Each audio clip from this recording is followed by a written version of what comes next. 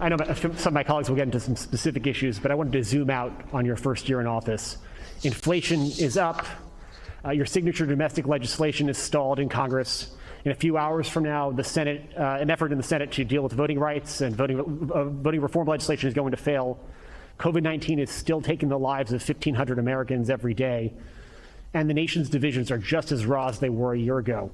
Did you overpromise to the American public what you could achieve in your first year in office, and how do you plan to course correct going forward? Why are you such an optimist? Look, I didn't overpromise, but I have probably outperformed what anybody thought would happen. The fact of the matter is that we're in a situation where we have made enormous progress. You mentioned the number of deaths from COVID. Well, it was 3 times that not long ago. It's coming down. Everything's changing. It's getting better.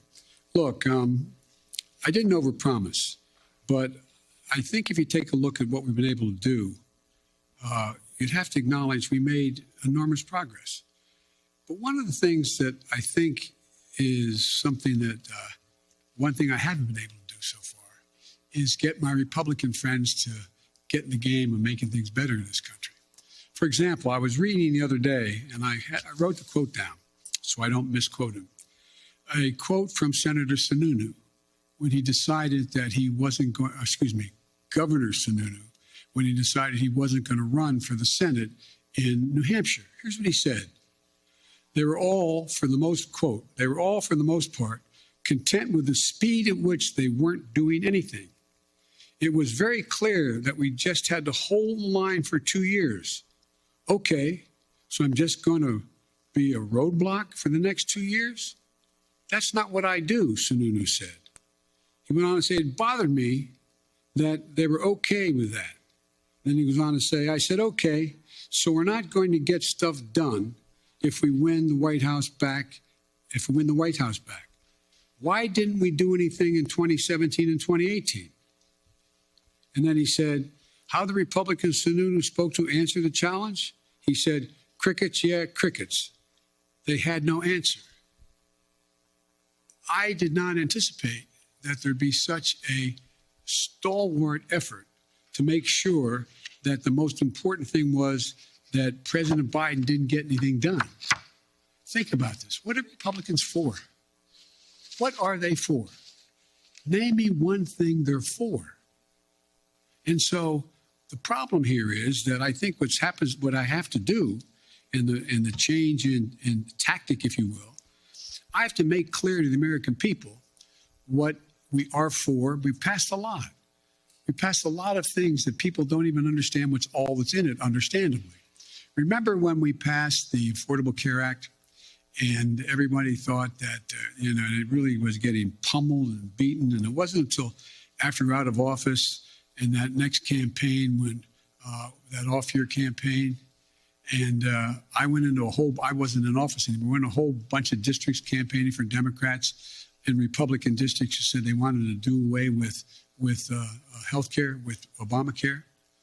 And I started pointing out that if you did that, pre-existing conditions would no longer be covered. And they said, huh? We didn't know that. We didn't know that. And guess what? We won over 38 seats because we had explained to the people exactly what, in fact, had passed. Now, one of the things that I remember saying, and I'll end this, I remember saying to President Obama when he passed the Affordable Care Act, I said, you ought to take a victory lap. And he said, there's so many things going on, we don't have time to take a victory lap. As a consequence, no one knew what the detail of the legislation was.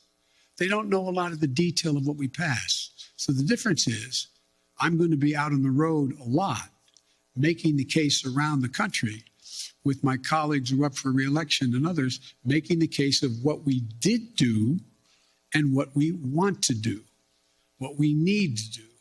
And so I don't think I've overpromised at all, and I'm going to stay on this track.